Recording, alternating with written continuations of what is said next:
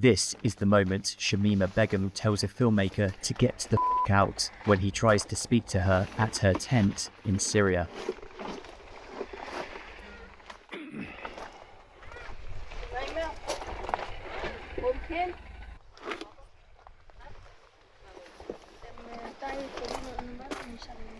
Yeah, can you get out, please? I don't want to talk to you. Can we talk to you? No, get out. Is that you, Shamima, yeah? Yes, can you get out? Can we speak to you? No, I didn't say that you can come in here, get No, we're not in the tent, so we're outside. I'm from Britain as well. Are you missing Christmas in Britain? Oh well, Merry Christmas.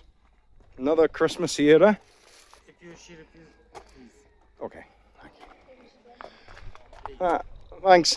Begum furiously swore at ex-squaddie turned documentarian Alan Duncan when he visited the al-Roj camp, which is home to approximately 3,000 people, including ISIS members and their families. So, Begum's home. Duncan, who previously fought against ISIS as part of the Kurdish Peshmerga, was given a tour of the camp by guards on Christmas Day in the aftermath of the fall of Bashar al-Assad's evil regime. And now, just weeks later, Shamima's future is back in the spotlight after it was suggested the UK could be forced to take her back. The jihadi bride, who fled London to join the cult when she was 15, has been repeatedly refused her request to come home. During his visit to the camp, Duncan asked guards to meet with Shamima, planning to speak to her about the fall of Assad and if she hoped that would help her cause to come back to Britain. The clip was shared with The Sun by Duncan as he continues to investigate the crimes committed by the death cult. He has previously interviewed Shamima's jihadi husband, Rego Yadik, and revealed compelling testimony from witnesses who claim Begum was an active participant in the terror of ISIS. Shamima's at home pregnant. Were you getting paid? Was she getting your wages? Yes. How does that work? Yeah. Yes. My friend was getting my wage and her wage. Luckily, they did give that, yeah. Begum has claimed she was a stay-at-home housewife while living under ISIS, but others have claimed she was a member of the cult's morality police. Duncan from northeast Scotland has been recording testimonies of both victims and perpetrators since the death cult was defeated in 2019. out. Is that you, Shamima, yeah? Yes, can you get out? Can we speak to you? No, I didn't say that you can come in here, get No, we're not in the tent, so we're outside. That was, as you heard, you know. Anyway, she's stuck there. She's going nowhere. But I think by her doing the F off and all this, she showed her true face. You know, she's not the nicey. You know, she gets these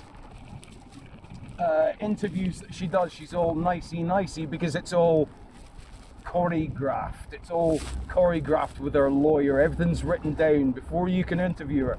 These people are sitting with the questions in advance and all the rest of this, so she can practice. But there, you saw you heard the real side of her. He shared the clip with us as the debate around Shamima's future has been reignited by Trump's terrorism chief, Sebastian Gorka.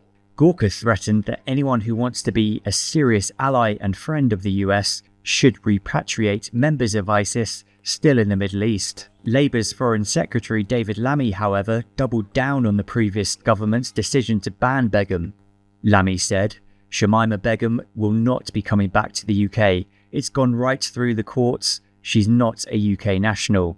We will act in our security interests, and many of those in the camps are dangerous, are radicals."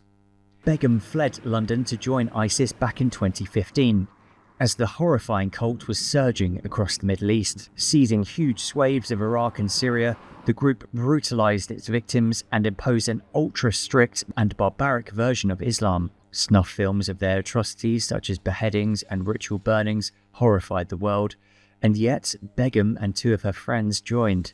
Now aged 25, Begum was stripped of her British citizenship back in 2019. She was discovered alive by the journalist Anthony Lloyd in the detention camp al-Hawal before being moved to al-Roj. Begum has tried to reinvent herself and gone on a charm offensive, but has lost every legal appeal against the decision. Her lawyers plan to take her case to the European Court of Human Rights. Duncan told The Sun, "Gorka should be worried about ISIS in the US without telling us what to do with our fighters. He should be supporting trials being held in international courts or in Syria in front of the victims of ISIS. Justice must be done, and ISIS must be held to account in the country they built their caliphate." Duncan formerly served with the Queen's Own Highlanders and Royal Irish Regiment. He then fought alongside the Kurdish Peshmergas as a sniper to battle against ISIS. And after the war was over, he decided to use his camera as his new weapon in exposing the depravity of the jihadi cult's crimes. His most famous story was the rescue of Naveen Raisho, a Yazidi woman who was held as a slave by ISIS in Syria. One of Naveen's captors, an ISIS bride known as Nadine K, has since been jailed in Germany for her role in the genocide. His full documentary on Naveen's ordeal can be viewed on Vimeo.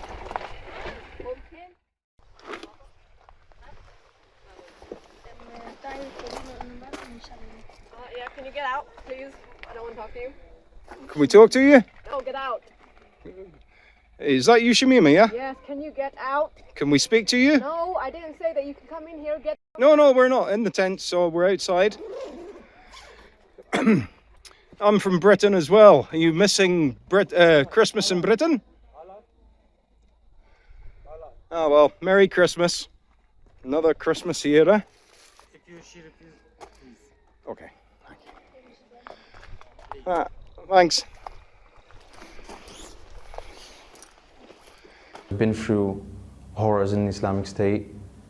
Be left here to rot in a camp, I don't think that is a very humanitarian decision, no. I know that she's no danger to anybody whatsoever. She cannot kill a spider, she cannot kill a cockroach. But we made a mistake and we'll have to live with the consequences. I very much regret what I did and that I basically lived a very miserable life in the Islamic State. And that I want to better myself and hopefully one day return back to life as it was once, create a family. And Shamima Begum, what should happen to her? What should happen to your wife?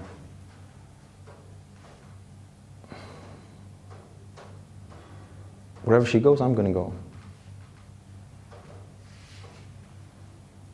If my country wants me, then I either take my wife or I stay with her.